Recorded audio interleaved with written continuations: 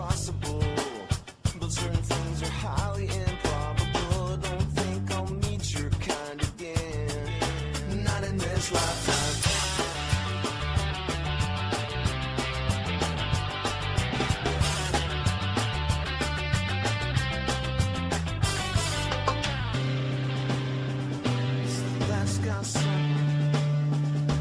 Welcome to the Bradley's House Podcast. This is Kellie Knoll, your host. I'm so happy to have you with us today. We have a super special episode.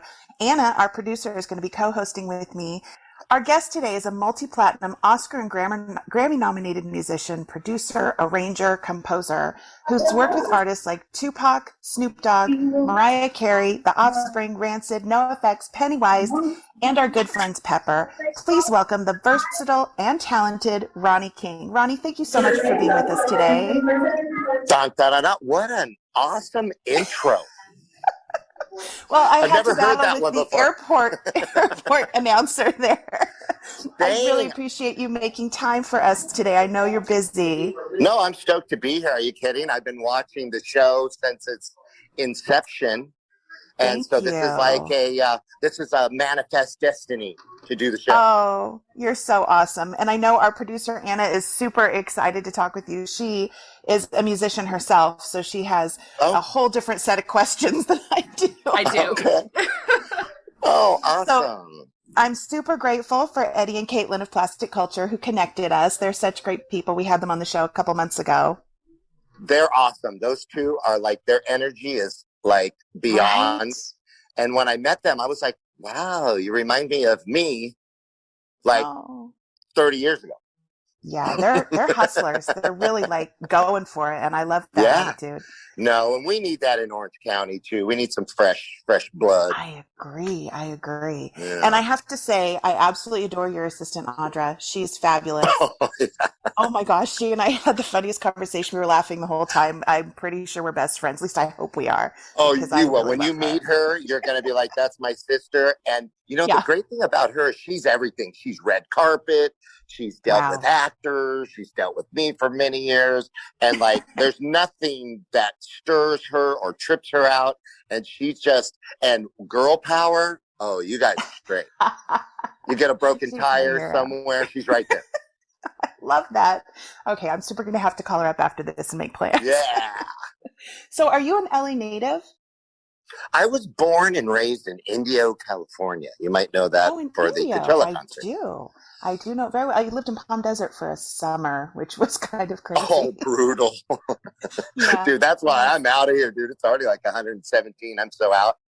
Yeah, so, it was pretty nuts. 117 was how hot it got that summer. And I was interning at an NBC affiliate, so I was covering a brush fire.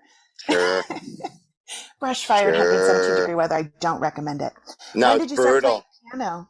Well, I'm from a family of 7. I'm at the bottom of the barrel, second to the youngest, and all of my brothers and sisters are virtuoso players and readers, and none of them went into the music business, and both of my parents play music. My dad came over with the, you ever watch the movie The Grapes of Wrath? Yes. It was a classic. Well, anyways, they were actually in the movie, and that's how they got to California. We're picky. Oh, wow. But they would play the barn dances on Friday and Saturday night with 15 of their kids, right? So, anywho. That's awesome. So playing piano was just sort of a natural thing for you because you come from a musical family. So my classical piano teacher 2 years into college goes, dude, you will never play for the LA Philharmonic. It's just not going to happen. You don't have like what it takes, basically. And she goes, I suggest you just follow your dream and go to Hollywood and rock out. And that was the best thing she could have ever said. It was like, thank you, because I didn't let my parents down. I didn't let me down because she basically said, it's not going to happen. And I believed her. And I'm so happy I did. Well, I'm glad she encouraged you to do what you had to do for her. It didn't sound really like encouragement at the time. No. That's right. Don't do what you want to do, but here, go do this instead. Yeah, no, she broke me down. You know, but it worked out. And one more ruler slap against the hands. Like, no, you do not have great technique. It won't happen. I said, well, just don't hit me again. That's the tough love, though, you know? It is. Hey, classical people and music and classical, as you know, Anna, It's very, it takes a certain kind of brain and mentality and mathematics Yes. to be a great player. You know, you can play for love, and that's awesome, and we all do that. But to be a really technical player in the classical realm, you have to, you know, it's a certain kind of brain, you know? Yes, and it's an all-encompassing thing. You don't half-ass, you know, play in an orchestra. You are in the orchestra or you are not. Yes, You know? and you can do that all over. And it used to, back when I was younger, I read really good. So I was good at reading. Mm-hmm. But then if you don't read, it just goes away. You're just not fast anymore. And I went and saw Andre Bocelli right before the pandemic, and I got to go to the rehearsal for the symphony. And dude, they'd never played with the guy before, but they read so good, and they're the real deal. And boy, when you saw them rehearse, it's like, oh, all right, seems like everybody's together. You know, I loved it. I was like, wow, yeah. It just reminds me once again that. But guess what I get to do now? I've got the orchestra in Lviv, Ukraine, and I give them the music that I'm writing, and then they just write the orchestration for me. You know? Really? Do you They intentionally pick just outrageous, like, keys just to see if you can trip them up? Or, because I would. If I Are you? well, you know, I love playing, but just like you, reading music is, I don't know where, you know, if there's naturals and sharps and flats, my brain doesn't do that anymore. Oh. Right? Yeah, mine doesn't do it as well, but they definitely do. I don't think I could trip up that orchestra or any orchestra, probably. I could trip up Kaleo from Pepper pretty easy, but nobody else. Now, how did you get Shout out connected to with the Pepper. orchestra? Yeah, we'll get there. What? We will get there. How did you get connected with the orchestra in the Ukraine? Oh, in the Ukraine. I have a business partner that I deal with actually out of Canada. He's Which is where Anna is. Yes, that's where I am. Oh, okay. In the Okanagan Valley is a guy. I produce his daughter, Kelly Derrickson. He's Chief Ron Derrickson, and he helped their tribe make billions of dollars and getting the money back from the government or whatever. Wow. Am I okay again? Yes. Am I okay? Anyways, he introduced me to a guy who does business, and he lives in Lviv. And I was in where I'm going right now. I'm going to Ibiza, and I went, well, I'm in Ibiza. I could fly over to the Ukraine like in an hour and a half. Yep. And I ended up there, and the people were so nice. And I met my business partner there, Richard, and the rest is really history. They were like, we love you. And I was like, I love you. And they were like, we want to be in Hollywood. And I said, I want an orchestra. And that was it. So they've been writing orchestral music for me, even during the pandemic. That's fantastic. Wow. Yeah. That is really cool. How does your background in classical music help you with hip hop and punk and all the other projects that you've done? I would say recall, if that's a good word to use. Since I studied so much, it's like I see the music in one run, basically, right? Analytically, I guess. Yeah. So you could play like a song for me once, and I can basically get most of the parts in my brain from one go round type of thing. Wow. Just because of my training. So when I was in hip hop, you know, everything was still on 2-inch, right? So there was no computers, none of that. So it was imperative that we didn't sit around all day and have everybody in the studio trying to figure out the parts. That makes sense, yes. So they would call me and they would say, hey, Ronnie King, here's this song by in the hip hop world. Here's a song by Sly and the Family Stone. Just replay the whole song. Oh my. And you were like, don't mind if I do. Yeah, don't mind if I do. And yeah. And I would literally do it like, and the thing is, since it was on the 2-inch, I had to play it live all the way through the song. Because there was no chopping, cutting, pasting. There was none of that in that world. I mean, they could, but it took a long time, basically. Right. So I would run that through, boom, boom, boom, boom, boom, and then the rappers could really get on the mic within an hour's time. So my efficiency to do that, and then once Hollywood and the hip hop scene kind of figured that I could do that, I would do that with 5 different sessions a day. I'd go from a Tupac, Tupac never worked that early, but the Offspring, they would call me and go, bro, can you be in the studio at 10 a.m.? I'm like, dude, who rocks at 10 a.m.? We do. We're the Offspring, and yes, we do rock it at 10 a.m. Because they're like more tech. Brian's like a biochemist. Yeah, so brilliant. So he likes to get up early, have his coffee, and start, doing that. So I would get there. I would do them all day. Then I'd rehearse for a show, going on tour with whoever at the time. I was in the early years, I was in a band called the Joy Killer. We were signed to Epitaph Records. With Jack Grisham of course. That's right. And the funny thing is Jack and I, we were like, he always wanted to be Ethel Merman. You know who that is? Yeah. Although I can't see that, but okay. I like that so much.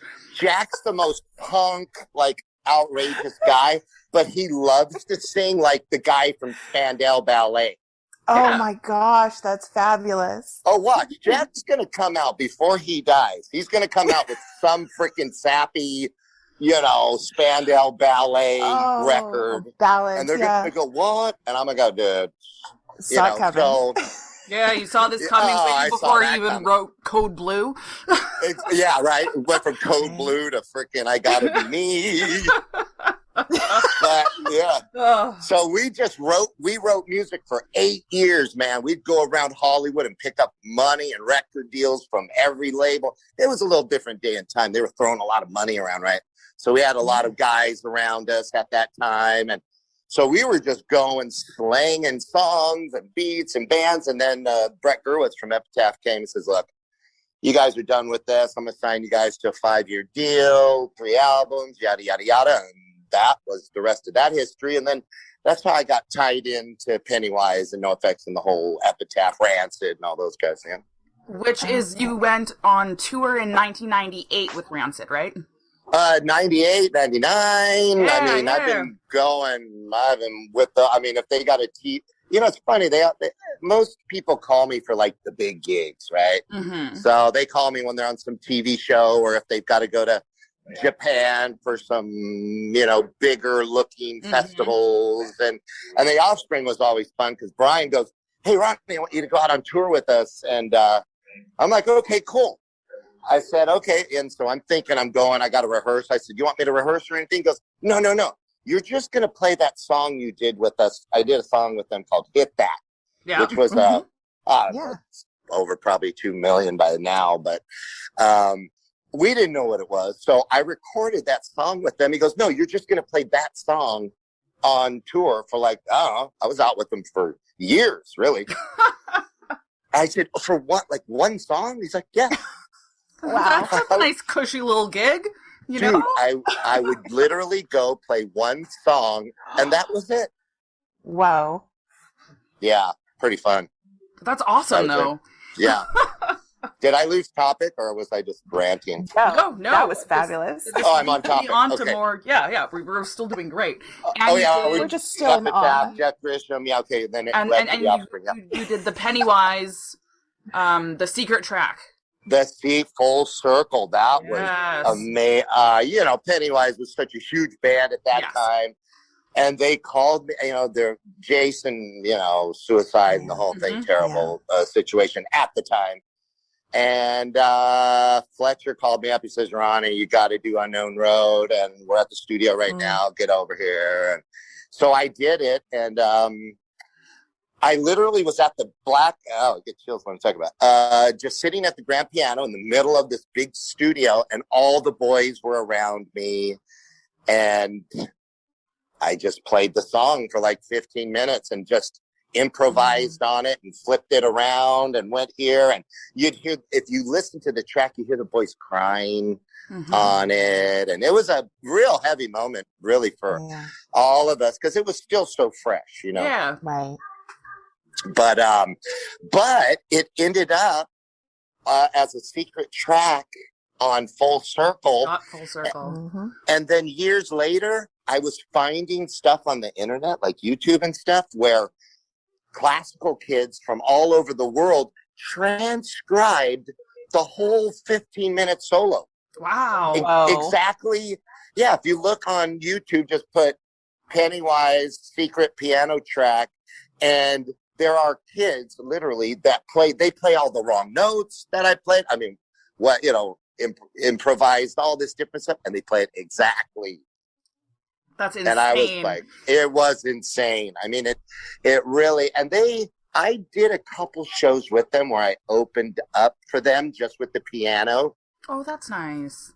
Yeah, we did the Palladium. We did like the Greek Theater a couple times at that time. And so, now that everybody's getting back out on tour again, maybe you'll see me out there and I'll do it again because it's pretty impactful, I thought. That would be absolutely awesome. Oh yeah. my gosh. When did you start playing the Hammond organ? Oh, God. I was going to ask that, Kelly. I'm sorry, I had to bring it up. It's yes, you do, of course. A specific thing. Well, let me tell you what, when I started the keyboard, there were no really electronic keyboards at the time. There was like a piano and a Hammond organ. Wow. So probably 5. And then I had this one buddy of my brother's, because I'm at the bottom of the barrel. So my oldest sister's like 16 years older than I am, right? Uh-huh.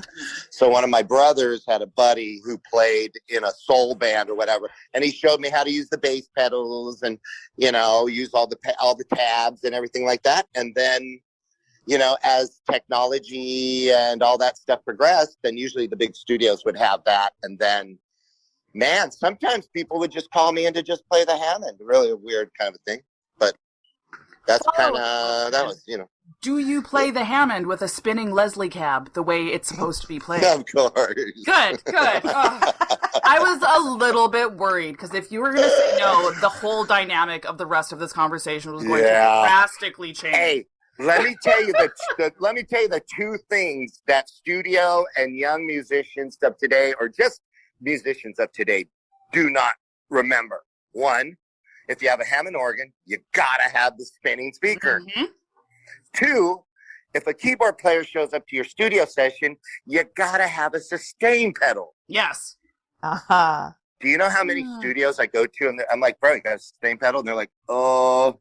I went and played with Kaleo in Denver a couple weeks ago for a show. Uh-huh. And so I ordered a keyboard from the management, right? I'm like, bro, okay, yeah, no problem. We'll get you the keyboard. Okay, I get there and there's no freaking sustain pedal. I'm like, dude, there's no sustain. And I worked this guy for like, I don't know, a while. And then out of my bag, I secretly pull out my sustain pedal. I was going to say, of course you have one. Of course. But and you made him sweat it for a while. Oh, I made him sweat so good. And I'm like, bro, next one, imperative that you make sure I got that, Yeah, I guarantee they're never going to forget. He's not going to forget it. And if he's going to be management for us, it's like, bro, come on. Yeah. We have duties, jobs to do. Everyone. So since you mentioned Kaleo, tell us about how Naughty Dawn came about. Naughty Dawn came about 14 years ago. We started writing. I was out on tour with The Offspring. He was just starting to blow up with Pepper. Maybe it'd been kind of like the Pepper, right? And he would get off tour, I'd get off tour, and he'd go, hey, man, let's meet at the boat. I have a little boat down in Newport, right? Uh-huh. And I'm like, yeah, come on, let's go down. He goes, yeah, let's just write some music. So we started writing literally, it might have been 20 years ago, because it was literally about a year after Kona Town. Wow. Yeah. And then we've been writing songs. We have so many songs. So as, things started progressing, we were kind of like, Kaleo's like, hey, man, you want to think about putting these songs out? I said, well, we could just put them out as a licensing deal. We don't have to disrupt our careers, over it. Mm-hmm. And he played the music for Law Records, his Izod and the buddies over there. And Izod's like, are you guys nuts? We're putting this record out. So we hightailed it about 3-4 years ago, and we've just been making it work. And now we've completed 8 songs, and we still got a bunch more, but we're going to put out the EP. And right now seems fitting because, everything is what it is. We'd like to get out and tour a little bit. And I think that the music is way different than what everybody's putting out right now. And I love I call it white boy reggae. I'm not, no disrespect to the game. That's generally accepted, yeah. That's what I call it. But we're a little bit different because I throw a little bit of the hip hop in there. Right. And Kaleo's gotten more jazzy with his thing. So I think the combination, and that's why we call it Electric Beach, because it's kind of like the pro quo of what our scene is out there. You know what I mean? Mm-hmm. Yeah. What the scene is, but yet it's got Ronnie King on real instruments, real clavinets, and doing it my way, I guess. My style. It's a very unique sound, and I think it's exciting. It's exciting to hear. So the first single, Easy, is out now on all digital platforms for anybody who wants to check that out. And then the album Electric Beach releases digitally and on vinyl July 23rd and is available for pre-order now on Law Records, just law-records.com, which we talk about every episode because of course the house that Bradley built, which you were on. I was very involved in that record. You guys did Waiting for My Ruca. That was fabulous. Right. I liked it. That was a fun one. What other one? We did Waiting for My Ruca. That's where I'm fantastic. Yeah, that was that was a great record. And what was behind, it was for all the right reasons. That's all I can say. Absolutely. And it's funny because Bradley, Gwen, everybody was like kind of blowing up. And when Jack and we did the Joy Killer, they were all huge fans of Jack, right? Because of TSOL. Yeah. So we would, all three of us would go out on tour and play so many shows around OC, Northern Cal. We had a ball together. So I personally got to be on the same stage as Bradley and with Gwen in the early days. And it just, to get back and to do that record was really memorable for me, I must say. It was very special for us to have you on it. So thank you for doing that. It was fun. Really meant a Very lot. good. Very good. Yeah. And you also have done some work down in South America, right? Argentina? Argentina, and I am also central Costa Rica. I've been going out to Costa Rica for 15 years and have property at a ranch down in Tamarindo. Oh, fabulous. So what I've done, I'm building it right as we speak. We're building a portable recording studio, and we're going to go into the jungles of Costa Rica and record songs. Oh my God. That will be amazing. Yeah, you guys got to come because we all wear our swimsuits. We get into ocean, we jump in, and then we just boom, everything's set up on the sand, and we record music.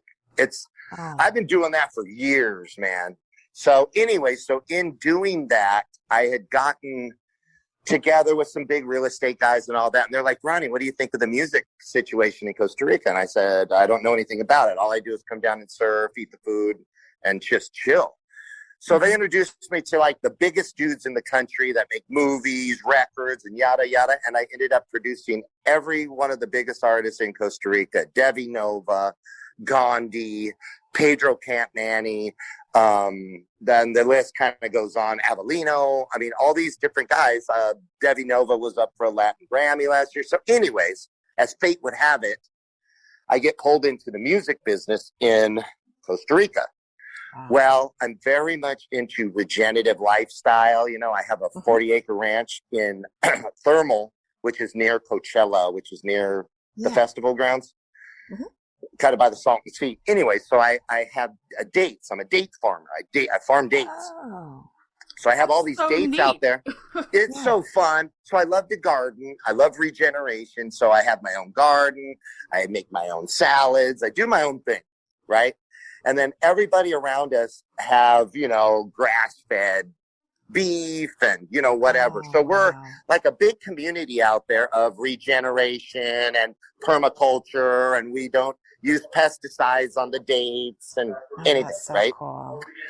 So in Costa Rica, they do the same thing. So I got involved with a big university out there. Long story short, they're like, Ronnie King, you're going to be the goodwill ambassador to Costa Rica through music, and you're going to be the voice that tells people about regeneration and how that we don't need fertilizers and pesticides and we can really raise our own food. And even where you live in the city, Orange County, you can have your own fresh garden in your backyard. You can do it. So this is like an intersection of two passions of yours. It is. And regeneration also with health too, right? So we're very cool. So we do it with working out. We do it with food. Kaleo's a huge advocate for regeneration. He's a yoga dude. He eats well. He's, there's a whole lifestyle change, I think, with a lot of people. So I just combine music in the regenerative lifestyle. Argentina, I've produced some of the biggest bands down there. I go down there quite a bit. And just hang out. Eric Bobo from Cypress Hill, he lives down there. He's got like a wife and kids down there. So I see him a lot down there. I love Latin America. I love all things Latin, really. I'm so struck with all the different things that you've done, different genres and, different entire fields of study and interest and all this kind of stuff. Did you seek out all of these things, or do they just kind of seem to fall in your lap because you're out there making things happen and one thing leads to another? Yeah, I personally, the first part of my career was purely by osmosis. I would drive through LA coming from India. I'm like, I'm gonna beat you, LA. You're not going to beat me. I'm going to play on records. I'm going to be the man. So It started kind of with that. Yeah. And kind of the rest is history. LA, in the end, kicked my ass, pretty much. As it does everyone's. Yeah. I had a couple spirited moments where I thought, oh, I got the tiger by the tail, but no, didn't really go that way. So, you change the atmosphere, and then in changing the atmosphere, I think that, the universe knows my, range of musical ability. So, who knew I was in the reggae business? I mean, when I did Kona Town, I don't know when we would do that, 2002, maybe, Kona Town. I played keyboards on that record for them. I've played keyboards on every Pepper record since day one.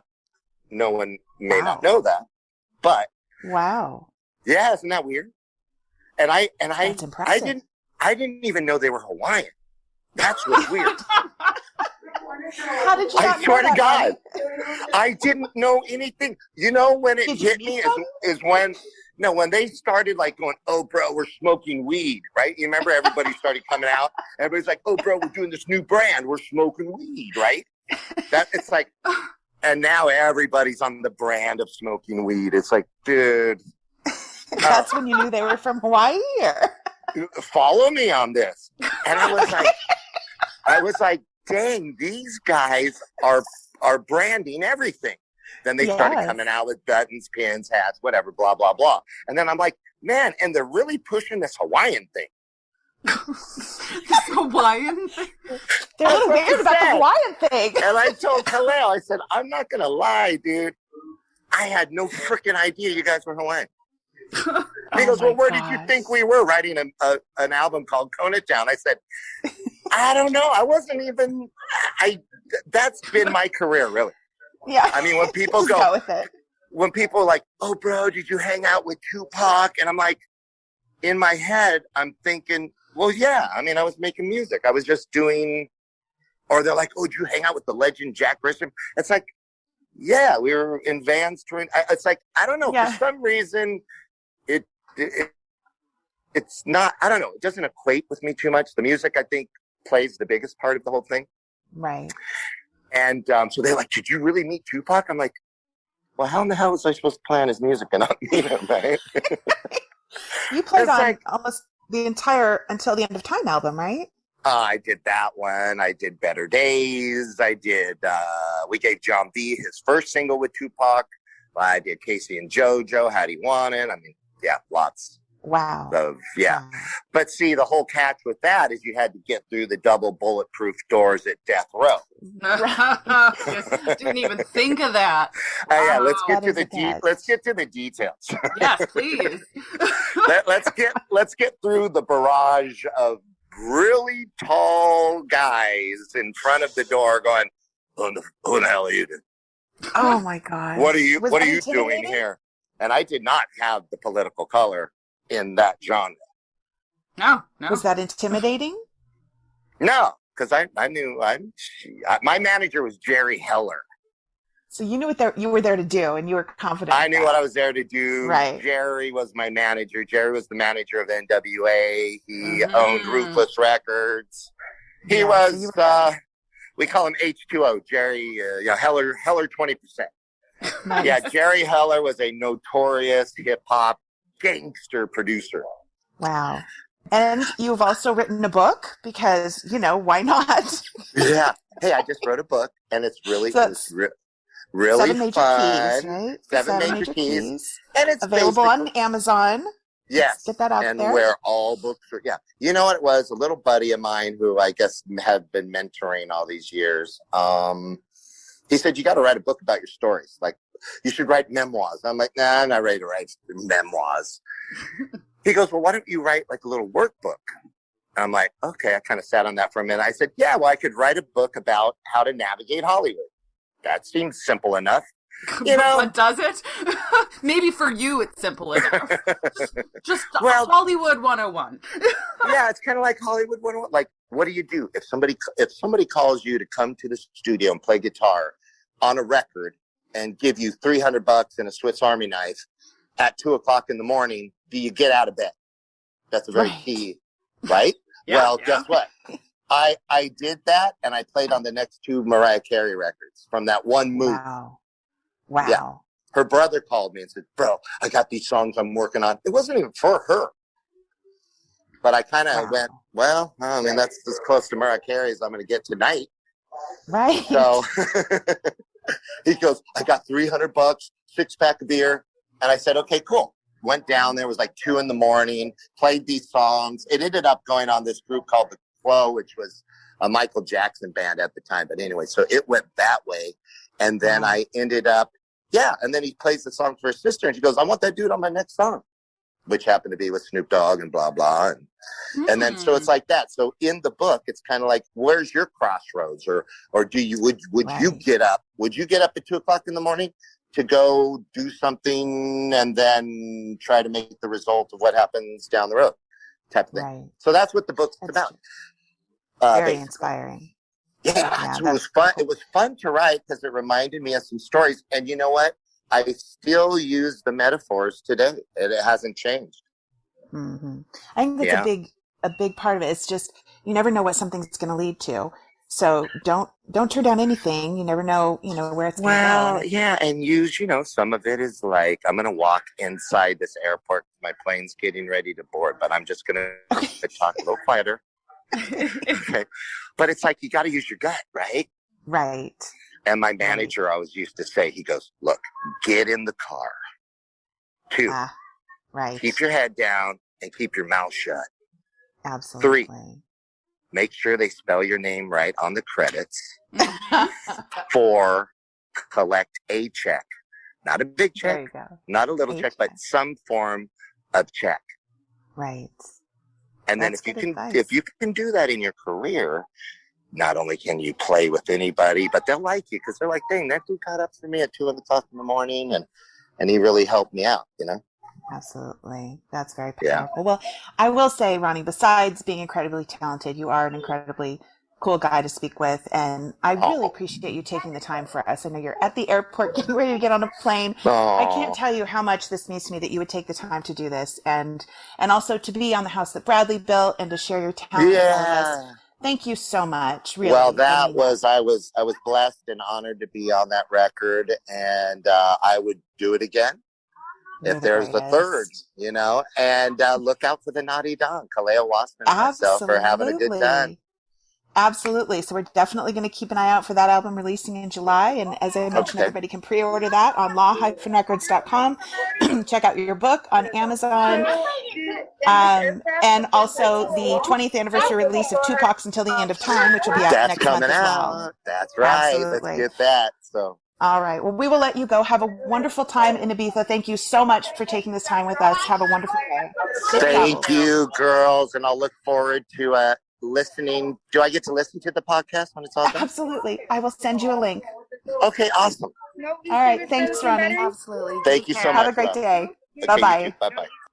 Anna, wasn't he so much fun to talk with? What a nice man. And go team spinning Leslie cab. I love that you even knew what that was. I still don't. You even explained it to me, and I'm still not entirely sure. I'll send you knew, pictures. and he knew. I'm so glad. I need it. I'm so glad you were able to join me on that interview because clearly you knew things, on a whole different level with him than I did, and I think he really appreciated that. What a talented guy. I mean, so many genres. Dates? Right? Like, I just felt like does everything. It's like all the different musical styles and the date farming and the book and like all these, and now he's, jetting off to Ibiza. Just, and that he would take the time to talk with us. I just was really blown away by.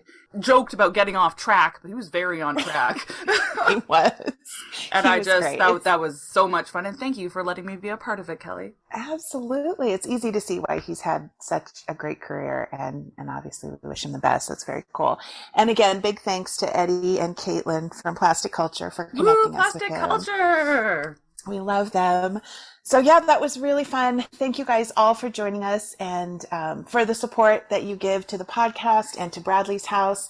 Again, as I'd say every week, I just want to thank you guys for that. It really does mean so much to me, to my family, to everyone on the board. And the fact that we're all doing this together to make Bradley's House happen is really huge. So if you do want to check out our website or any of the ways to donate or support, please go to linktr.ee/Noel Foundation. It's kind of a weird URL, but it's easy because it has all the buttons right there, and that way I don't have to rattle off 52 different things. And it's always in the description. Yes, thank you. That's a great reminder, too.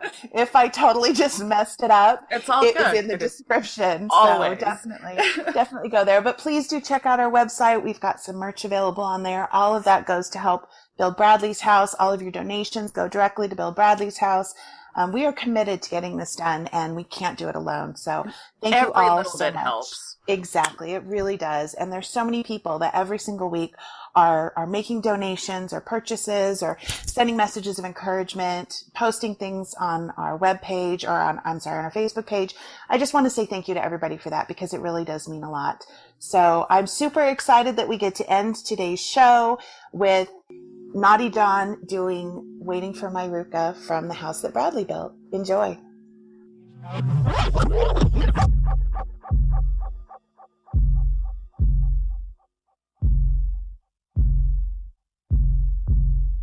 On the east side, that's where I met my Ramona.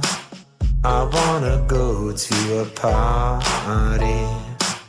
That's what she said, lonely. That's what I've been. Here's my telephone number, call me. And to a party, a house party. Whole group of people just rally around me in love. She sent a message of love. She said, I love up the way you move, I love the way you rap. Ramona, please step back. Now she's my Ruca.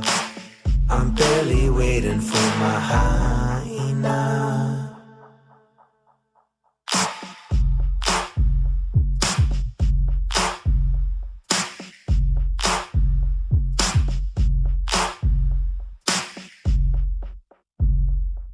She moved from Long Beach down to LA. Right now she's selling oranges by the freeway. I wanna know Ramona, am I the only one? Tell me. And she said, you're not the only one, but you're the best, Bradley. And now I'm waiting for my Ruca.